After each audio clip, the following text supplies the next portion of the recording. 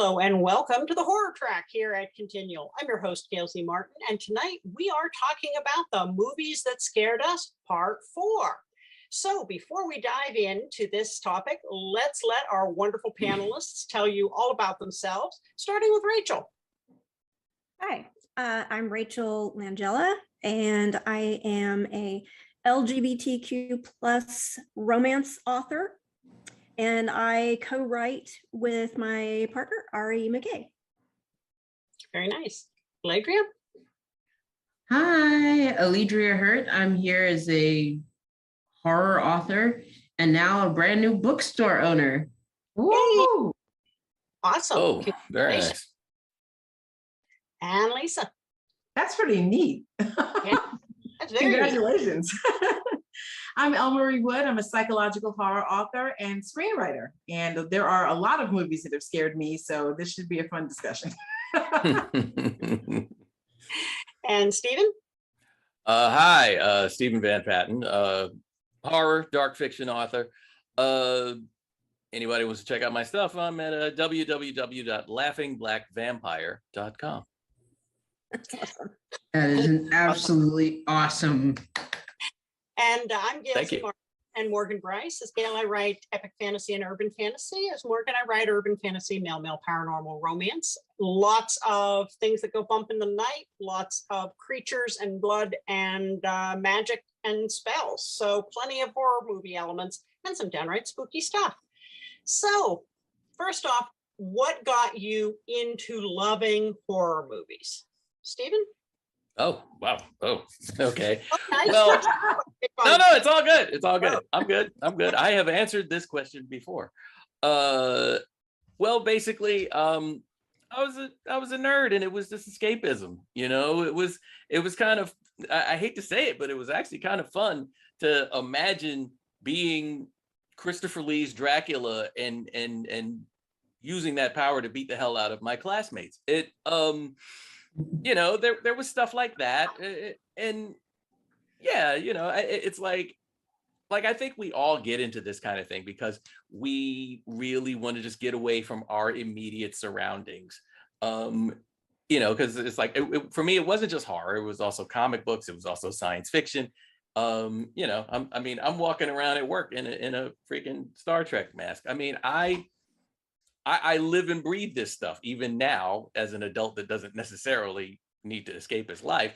But yeah, for me, it was all about escapism. It was all, and it was particularly vampires and things like that, because, you know, it's like, let's face it, the vampire is kind of like a built-in outcast kind of dude. And you know, when I was a kid, that's kind of what I felt like. No? Oh, I'm sorry. I was caught up. You know, for me, it's interesting answer. And I might have heard that answer before, similar, some version of it from him before. This is not our first time talking about this kind of stuff. But I feel, for me, I was born this way. There's a song like that, isn't there? So Lady Gaga. Thank you. I mean, I've been writing this stuff since I was 5. So I didn't need to escape anything. I hadn't even gone to school yet. There was like literally none of that happening yet. So I have been just kind of drawn to, and it's not, I write psychological horror. So it's not, I mean, sometimes they're vampires, but, you know, often there's not a whole lot of blood. You know, there can be blood, but there's not a ton of that, you know. And so the world being different than what it appears has always been interesting to me. And I've always been curious about it. So my grandmother would garden, and I would say something that would just be, what if, you know, something weird about what if something that she was planting, and it wouldn't be a regular flower, it'd be some grotesque thing. And she would look at me like I'd lost my mind. But I kind of, that's how I was seeing things. And it was interesting and really organic. I mean, so I honestly don't know. I mean, I don't know. I think it's always been there for me. And I wonder what the inputs were to make that be the case. That my mother and grandmother were completely accepting of my strange comments and behavior indicates to me that they also have these inputs. They just didn't write. So, you know what I mean? I don't know. It's just always been there. And we do have Mark joining us, so we can't see you yet, but welcome aboard. Alledria? Oh, that was creepy. I come from a family of people where I got into horror movies after I got into horror books.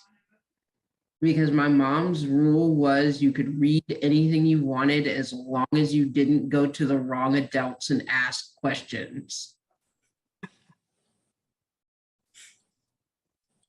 That's so funny Yes. on so many levels. Yeah, right. It's like, don't go to the teacher and ask questions, mama and ask questions before you go over there and get somebody calling with the psychological problems deal going on. Yep. Then after that, it was like, okay, now that I had seen it, because now that I'd read it in a couple of, I'd read a couple horror books, then I started being able to watch them. And I still remember my first horror movie was Candyman at a sleepover. And girls. Wow, that's your first. Did you do it? I mean, did y'all do it? You did. I didn't. I have enough sense to know better than to fool with that mess. Right?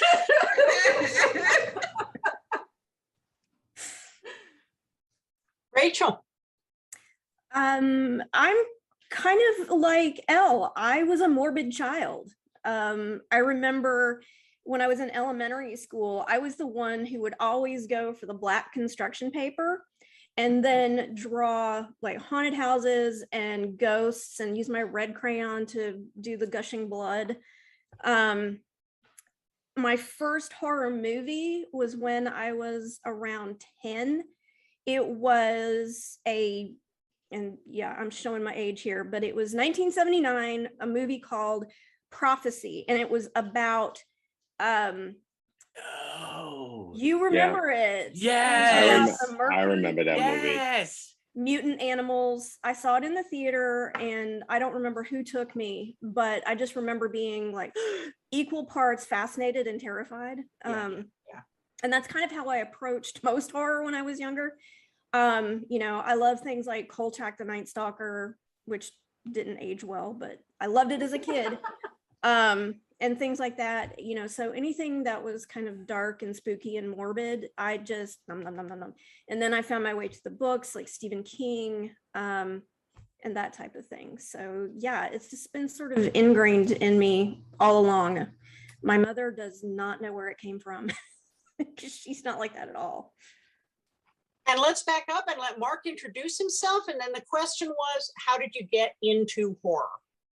Oh, okay. Can you guys hear me? Yes. Yep. Okay, good. Thank goodness.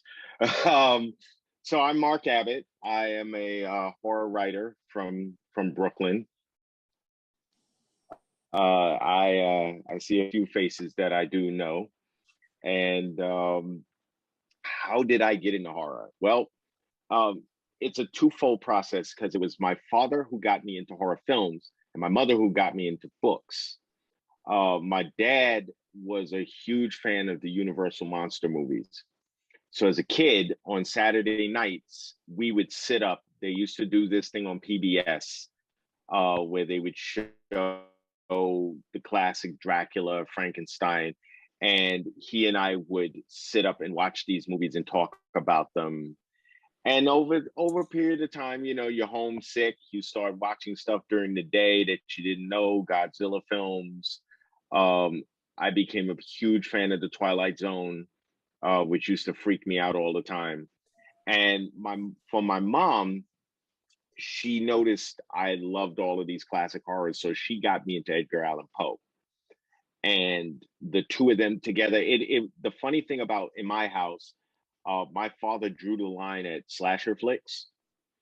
And I also found out he did not like possession movies. Apparently he abandoned my mother in The Exorcist when they went to go see it when it opened in '72.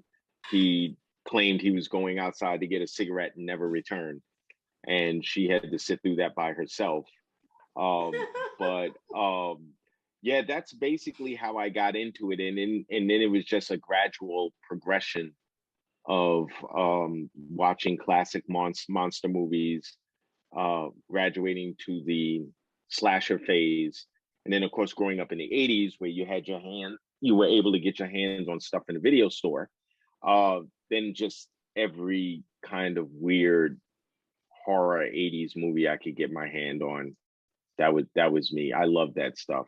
And again, my parents, they didn't realize how far down the rabbit hole I was going to go with this until Fangoria magazine became my life, and room was posters from horror.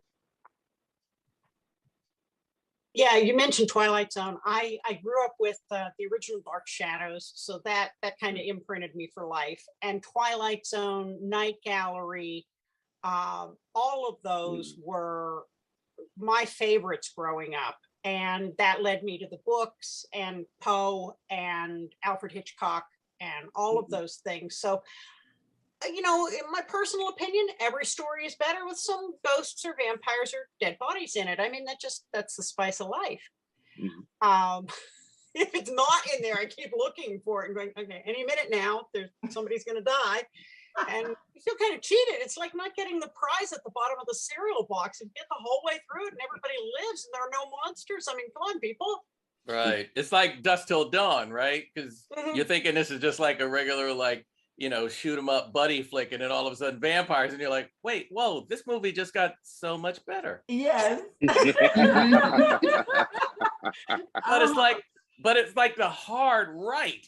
Yes. It's like that was the thing about that flick. But anyway, sorry. Well, that was like when I saw the trailer for the movie Cowboys and Aliens. I thought it was one of those Verizon please silence your phone little commercials. And then I saw Harrison Ford and Daniel Craig. And I thought, wow, Verizon really shelled out the bucks for this one. Your late fees at work. Yes. Oh my gosh.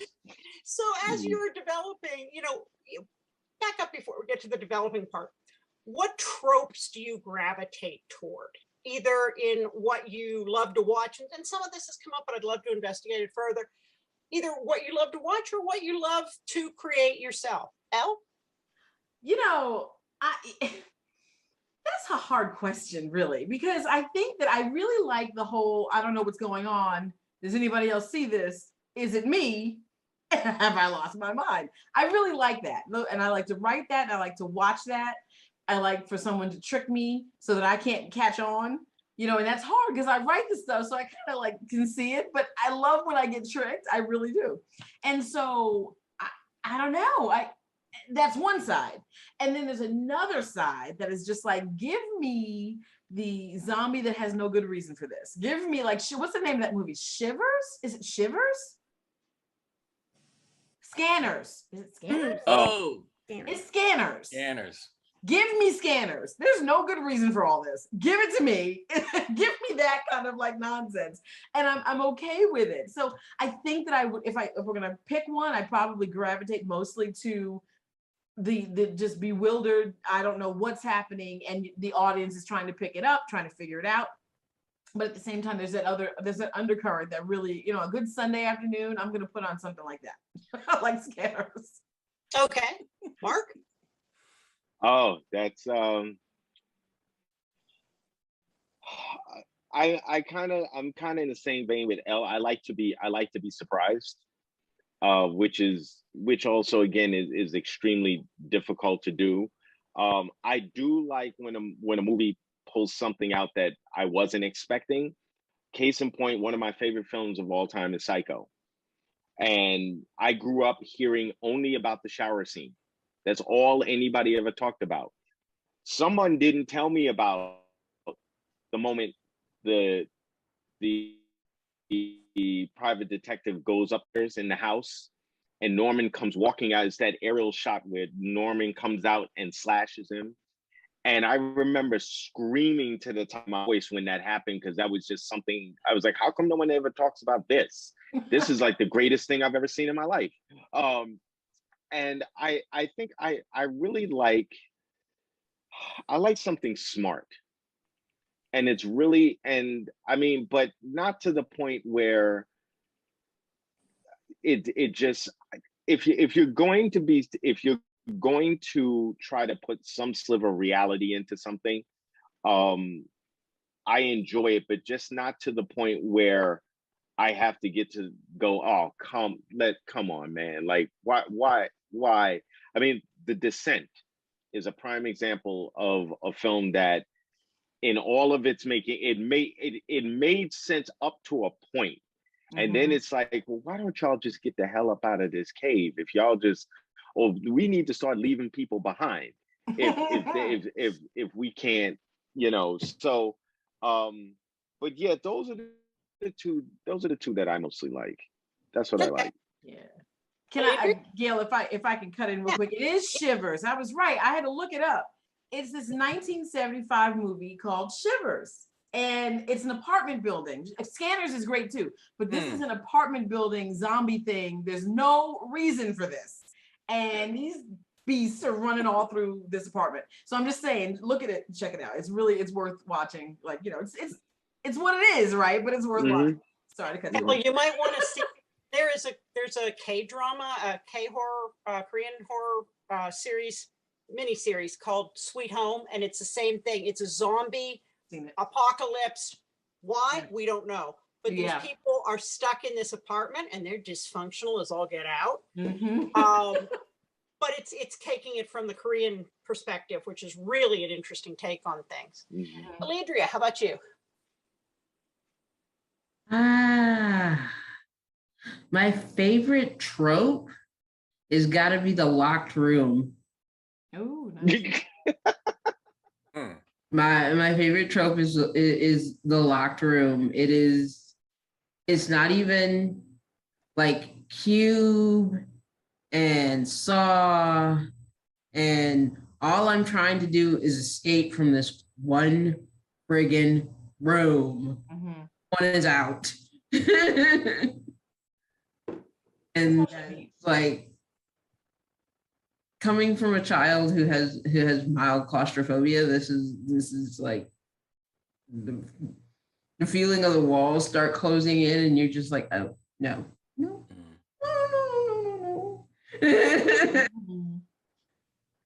And I think my favorite one to write is the dysfunctional family.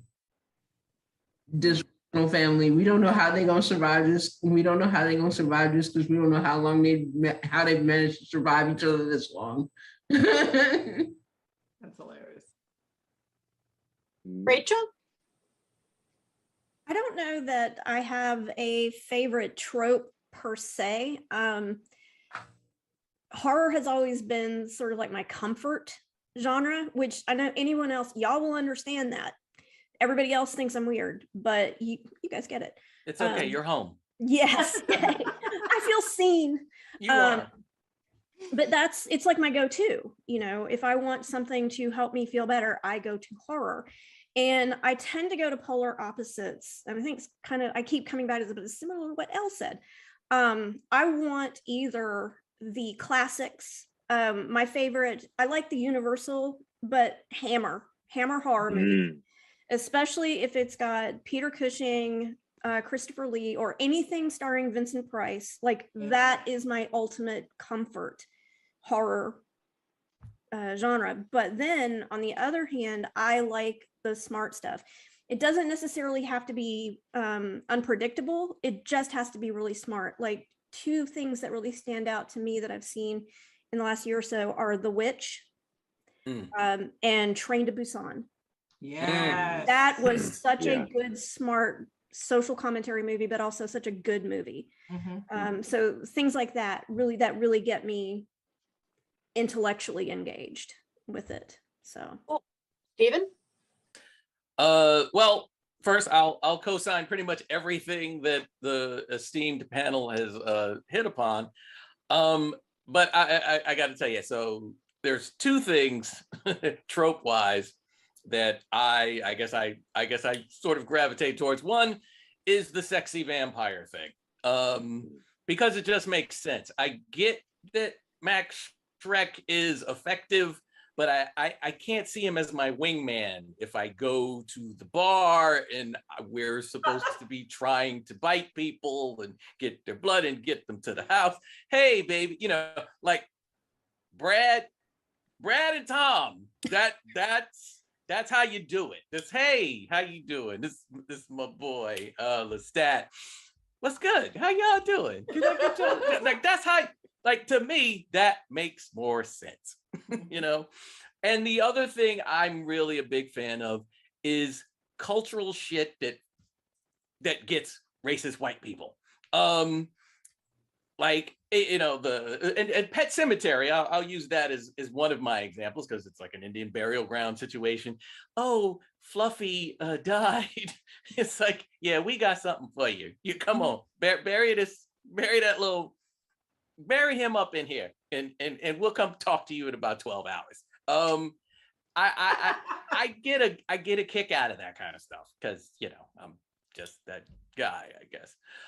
You know, but tropes in general are fascinating because, to be honest with you, I don't like, there's some movies I watch and there's the typical, I hate to say it, the typical like buxom blonde that if she doesn't do the most ridiculous thing ever, then the movie's over in like 20 minutes.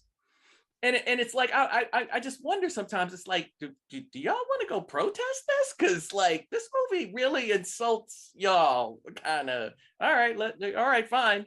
$80 million, it worked in the box office. I don't know how many Halloweens we're gonna do, but you know, oh my gosh, right? But there it is, you know, it's like, it's almost like you have to keep that going in order to keep like the movie, the franchise, the Happy Meals, whatever. You got to keep that stuff alive. So there you go. That's my trope commentary. Well, and I'm going to play off what Mark said and say, I like them that are either really, really smart or really, really dumb. Because the really, really smart ones are great for like keeping you on the edge of your seat. I think one of my favorites there, it's several years old now, but I think it's called The Woman in Black. It was a Daniel Radcliffe. Very gothic, lots of fog. Dead kid in the bog, you know, creepy toys. That's my catnip. Or Tremors. Give me a good sandworm in the desert. And ties as this crazy prepper and Reba McEntire. And, you know, hey, somebody's got to keep the dad from Family Ties working. I mean, you know. They go downhill rapidly after Tremors 1, but I still say that was a legit fun movie to fold laundry by.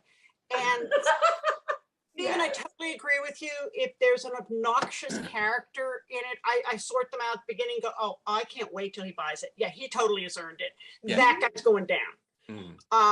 So yeah, I'm cheering for them to get it. And yes, don't even get me started on dumb blondes going down in the basement far too often.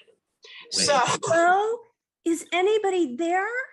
Ain't you ever heard of don't you go investigate? The light switch doesn't work. I'm still going to go down the stairs in the dark. Right.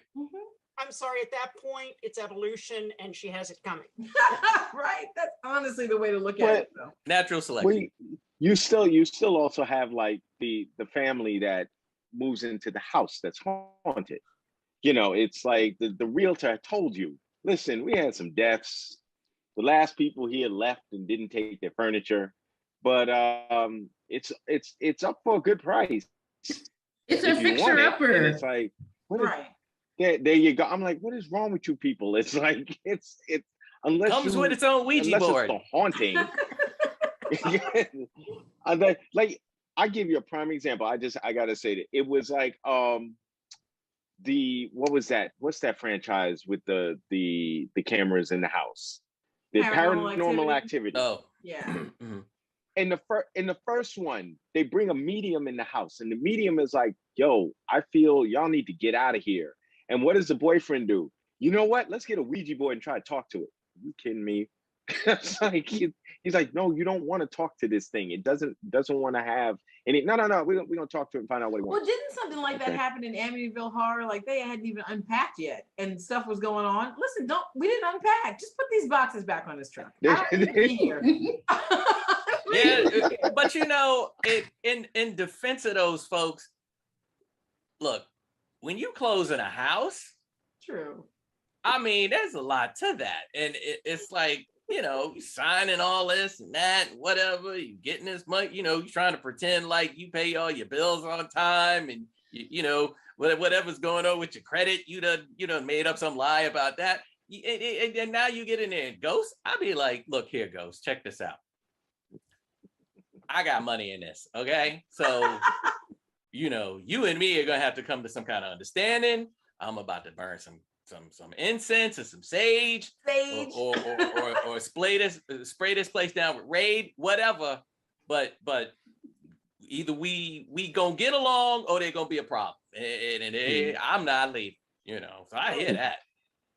I saw an advice column once, this legit advice column, and it said, we just moved into this house and my 4-year-old son doesn't sleep well because he says that he keeps seeing the lady in the doorway. Do you think we should take him to a psychologist? And my husband and I both went, no, get a priest, get an exorcist. Get out of the world. I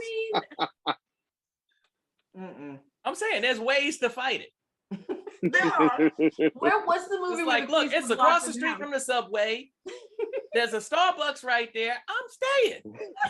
Maybe we can go. Call Father Flanagan. Do what you gotta do, but I ain't going nowhere. I already done hung all this stuff up on the wall. It's like, come on now. No. I don't know. Well, now I know that people have mentioned monster movies, and you know, I totally agree. Somebody had said watching the PBS classic films. For us, it was a UHF channel, if you remember those. If you live in a rural place with a real antenna, and they play those the classic monster movies on a Saturday night, and the host, I think, was actually the weatherman, but for the monster movies, he put on a tux and pretended to be it. But what are some of your favorite classic monsters? Mark? Oh, I have always been a werewolf person. I love werewolf I have always been a werewolf, and I was going, hold on. You know, in about 5 minutes, you're about to see something. No. You finally found one, Gail. Yeah. All you had to do was host a podcast. I've always been a fan of werewolves. That has always been my classic go-to monster. I've liked vampire. I mean, if I put them in order, it would have been, you know, werewolves first, vampire second. Because vampires never actually scared me. The actual ideology of you transforming into something that once you transform, you have no control over is a pretty terrifying concept. And if I could pick my third favorite monster, classic monster, it would have to be, and I'm going to have to cheat here a little bit. It's going to have to be The Thing. The Thing from Another World. But of course, you know, John Carpenter, you know, said, I see what you did there, and I raised your 10 on that level. But those have always been my three favorite classics. Cool. Classic monsters. Alledria? I'm a big Frankenstein fan. Both the doctor and the monster. Because I'm like, that in and of itself, the ability to essentially play God. And then to have what you created essentially go insane and kill everyone. Oh, okay, yeah. You got my money. I will give you money for this. Rachel? I'm gonna go with the zombies. And I wouldn't say they've always been my favorite because they used to be the monster that terrified me the most until I figured out why. And then that kind of like, oh, now I get it. Kind of like what Mark said, vampires don't particularly scare me, but zombies did. They still do to an extent, but I've had family members suffer from dementia, Alzheimer's. And for me, I think zombies personify that fear where your body is still shuffling around and it has those primal instincts and needs, but the mind is completely gone. That terrifies me because I don't want my body to be alive without my mind piloting it actively, you know? Because I've always been a very mental, cerebral person. And so I figured out eventually that's why zombies scared me so badly. That, and they are just such a visceral memento mori. It's like taking the idea, it's like, yep, you're going to die. This is going to happen to you. The sloughing skin and everything. Hello. And shoves it in your face. So they, out of all of the classic monsters, they're the ones who force us to confront our own losses of both body and mind most directly. Okay. Stephen? Well, from the wall back here, I guess I've kind of given myself away. See, I as much as I love, again, what everybody has said, I think vampires don't scare y'all because y'all think y'all can talk your way out of some shit. Y'all sitting there like, but vampires have personality. I can talk to a vampire. It's like, nah, son, if I want some blood, I want some blood. You know, it's like, you know, we can be cool. We can, you know, song and dance about it. You know, I can braid your hair. You know, but at the end of the day, nah, son, it's about the nutritional factor. Anyway, the other monster that I will kind of attach it to in terms of a favorite or what scares me per se, swamp creatures. Like Marvel Comics had this one character, Man-Thing. Like something about that really bothered me. And I think so first of all, in order to confront this thing, you have to be somewhere you really don't want to be, which is in the middle, stranded in a swamp. And then there's also the personal fact that I can't really swim. There's other things that really kind of personalize it for me. But suffice it to say, swamp creatures of any sort, Creature of the Black Lagoon, you know, Shape of Water. I thought that was going to be a horror flick. Turned out to be some kind of like weird romance thing. And they're like, that's not the Creature. I'm like, that's the Creature of the Black Lagoon. Stop playing, you know.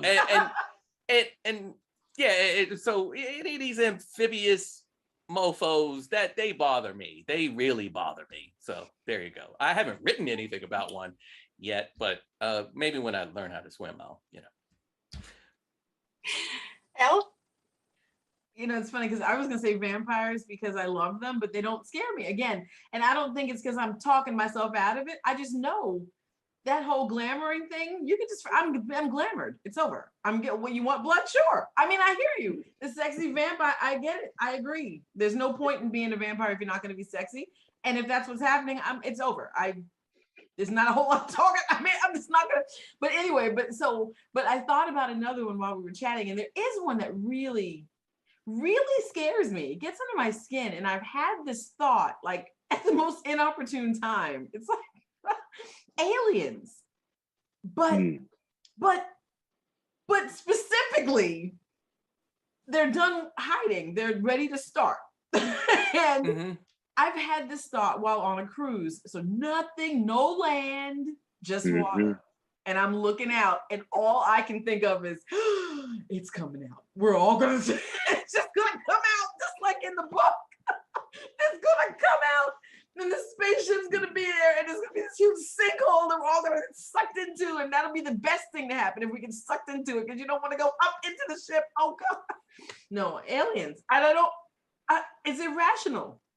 It's irrational, but it's not that irrational. You don't think? I can't shake it. I don't think so at all. Look, here's the thing. As a species, we tend to kill each other over natural resources and all kinds, religion, skin color and all this other crap. And we have at times, Christopher Columbus, traveled great lengths to hurt other people. Yeah. Imagine somebody coming from outer space. First of all, that's not Amtrak, that's not JetBlue, that's kind of an involved trip. Right. So you're not coming here just to say hi. You're not coming here on no diplomatic mission. Now, mind you, by the time climate change really finishes with us, there's not gonna be a whole lot to steal. What you came here for watermelon? Like what did you come here for? But, I mean, I feel like all that ET stuff is cute and that's all nice and everything. Somebody's coming from, planet Zoltan. They coming to Like they're coming to beat the hell out of us. H.G. Wells had it right in my mind. Like there's no reason for them to be here unless there's something they want. But not so much that they want. I have the thing that scares me when I think about an alien is that time's up. Like we're releasing some space. And they're like, time's up. You didn't do anything with this. Get out of here. We're done. We're done with you. Thank you. Been watching you for all these years. See you.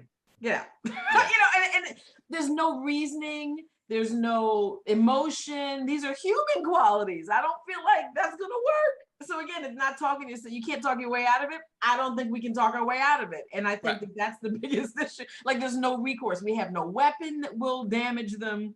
And of course, I've made all this up, but that's the fiction of it all, right? So, aliens. Totally how a writer brain works on a cruise is you sit around in the sunshine trying to think of how it's going to kill you. I get it. I totally get it. Yep.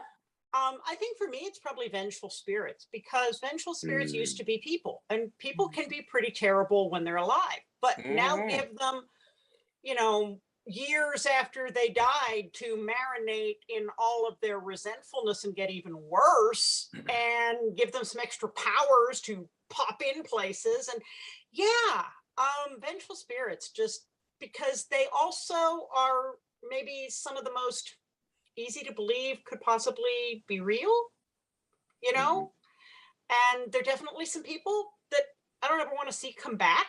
So I totally get that. Now, is there any creature or setting or trope that you have always kind of thought you'd like to write, but you haven't gotten around to it yet, Alledria? Let's see. Pulls out long list, says, how many do you want to hear? Yeah, it's one of those ones where I revisit things on occasion, but I think the one that I haven't done that I want to do is actually write a vampire story that is actually a novel instead of a short story, where I actually have to flesh it all the way out. I've written vampire short stories before, and it's not terribly hard. But for some reason, there's been some kind of a block on me actually writing that as a book, making an actual book out of it. And I don't know why. I haven't really explored it because I've had like a dozen other irons in the fire that are all cooking, and I kind of have to keep it moving. But eventually, when I'm less, ADD brain, I'll get around to it. Cool. Rachel? I want to write full on zombie apocalypse. We've done vampires, we've done werewolves, ghosts, demons, maybe not pure horror, sort of, what's in my background there. We've done a lot of paranormal, supernatural stuff, but it's been hasn't really been in pure horror genre. I would like to write a pure horror in a zombie apocalypse. That's my goal. Okay. Mark? I have not done anything on witches. And I would actually like to do, I don't want to do anything like I'm not trying to go in the route of, they're around a pot and like you see things, spirits and stuff coming out. I want to do something extreme, like very cerebral, that has to deal with witchcraft. And just build a really strong horror story, something that can scare. And it's really hard to do that because just dealing with the religion of paganism. I'm one of those writers that whatever religion you are, I try to be as respectful as possible as a writer. I don't ever want to just bastardize something for the sake of sensationalism. So it's just one of those things where I know that, much like voodoo, there's a good side and there's a bad side to it. But I kind of want to know a little bit more about how the bad side affects people on a completely different level, rather than the flying on the broom or the wands or spell books. I'm like, there's more to it than that, and that's something I'd like to try to do. Cool. I want to read that. Yeah. Right? Yeah. Mm-hmm. And just to make a comment about what Rachel said earlier about the zombies, running zombies, that's my fear. I don't want them to run. Like, no. So anyway, back to the question. I don't normally like werewolves. Just in general, I don't like them. But I think there's a story there still. I think the transformation, there can be something done that's from a psychological horror perspective that I could utilize, and I haven't done it yet. I want to try and use that whole, I don't know. I mean, there's one that can transform at will. The lichen, right, transforms at will. Yeah. And then there's a werewolf that is the moon and all. I want to try and play with that a little bit and decide like when's the transformation? Why is it happening? What's the significance of it? How can I, is it a full-on wolf that we're becoming, or is there something else that's happening? Are we talking split personality? I don't know. Like the Dr. Jekyll and Mr. Hyde, the old movie, like that was fantastic. I mean, he was just, a completely different person when he transformed. But I didn't always care so much about any wolfing. I thought that the whole concept of being this different being and then coming back to being the person you were before and being like, oh my God, what happened here? I like that. So I kind of want to try that out. Okay. Stephen? Well, my short story stuff, I've managed to cover a lot of ground. And even though I said that I hadn't really touched or I'd really done like a Swamp Thing, I actually did do something a while back with a group of people that are on a tour in Senegal, and they go to this lake and they're supposed to just kind of be there for like sort of like a cultural thing. And then all of a sudden a very Lovecraftian kind of tentacle monster with an assistant that comes and collects your money. Like they come and basically just hijack the whole scene. It's called Pink Lake. It's fun. Wholesome family entertainment. But like something along the lines of Man Thing would be awesome, I think. But going back to Mark's thing, another random idea that I have in my head that I haven't completely fleshed out is something to the effect of an old school hoodoo or voodoo deity that's escaped hell and is hiding in a hip hop artist. Oh, that's kind of interesting though. Awesome. So, and here we are in a time where socially conscious hip hop is not the most popular thing, but naturally that entity would want the kid to be socially conscious, but then everybody's like, yo, you got to be about the streets, son. You got to be about the streets. And it would be that sort of conflict along with hell trying to get the voodoo deity back, to the netherworld. So that's just an idea I'm playing around with, and we'll see if I can actually finish that at some point. Rachel, Didn't I already answer? did we start with you? I lost total track. I got sucked into listening. You started with me. Oh, Yeah, And then I was next. Oh, okay. The answers are so good, you can't. I know. I was the zombie apocalypse person. That's Right. I really kind of like the idea of some guy who is the last of his kind of whatever we would consider a monster species, and he can pass for human. That's how he's gotten by so far. That's how he pulls his victims in. But he's not a vampire. He's not a werewolf. He's something maybe on the Lovecraftian side, but we don't see the tentacles. He's ancient. And so if there's any mention of him, it's way back in the primal Haydn brain. He's underlying a lot of the legends and lore, but they've all gotten it kind of wrong. And he's the last, but he's still hungry. And that would keep me up at night, I think. I don't know how to work on that, but there you go. Well, folks, we have gone through our time, and this is so much fun. But I would really love to have everybody go around and say, certainly if you have a new book out, or if you have one coming or had one recently, let us know. And please let us know where people can find you on social media. Stephen? like I said, my website is www.laughingblackvampire.com. There you can find copies of Brookwater's Curse, which is about an 1860s Georgia plantation slave to become a vampire. Killer Genius, which is a socially conscious Black woman who becomes a serial killer. And there's a couple of things I co-wrote with Mr. Abbott over there. Hell at the Way Station, Hell at Brooklyn T. I'll let him talk about those a little when it's his turn.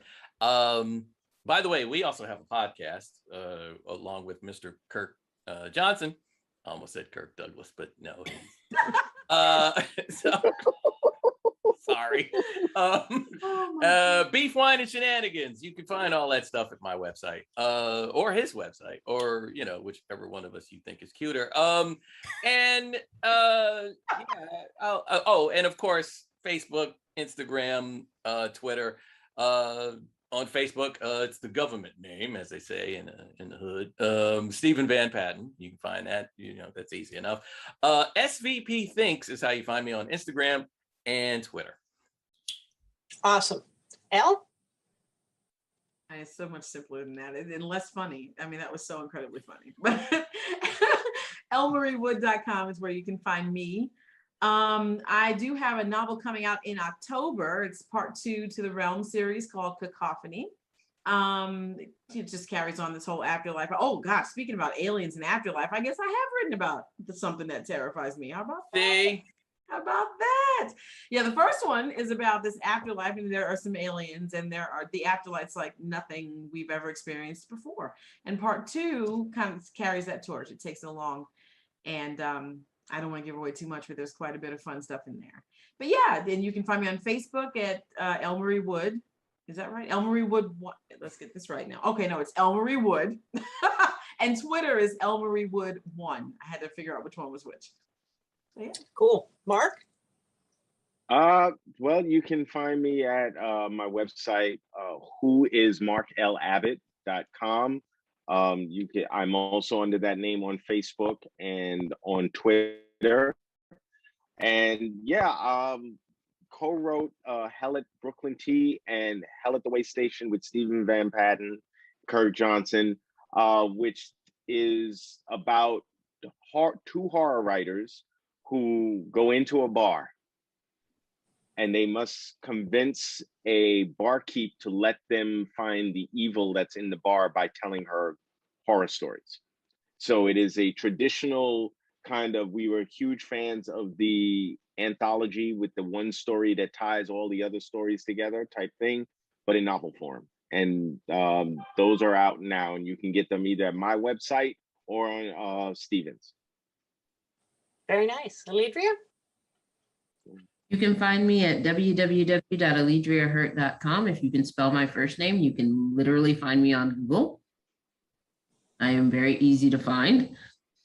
You can also check out my bookstore at www.sistagool.com because I now run Sista Ghoul Boutique. Awesome. Nice. Rachel. You can find me at remckay.com. We have books like these. They're paranormal. They're not horror, but they certainly do have paranormal, supernatural elements. There are Asheville Arcana series. I'm mostly on Instagram, so you can find me there. And I'm pretty easy to find under gailzmartin.com or morganbryce.com. All the social media is a variation of those, so spell them right and you'll find me. I run the Supernatural TFWNC group here on Facebook. I'm always here on ConTinual.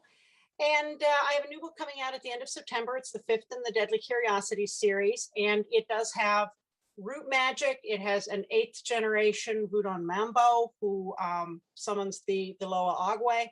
It's got sex magic, and it's got guardian spirits holding off a witch of the deep, and lots of other fun stuff. So that's called Legacy, and it'll be out at the end of September. Well, folks, thank you so much for being here. It's been so much fun, and I'd love to go to the movies with all of you and sit there and watch a horror movie. That would be so fantastic. But thank you so much for Class trip. Yeah, right? Class trip, party bus. Thank you so much for spending time with us, and thanks to all of you for watching and listening. There'll be more horror coming up on ConTinual, so we'll see you online.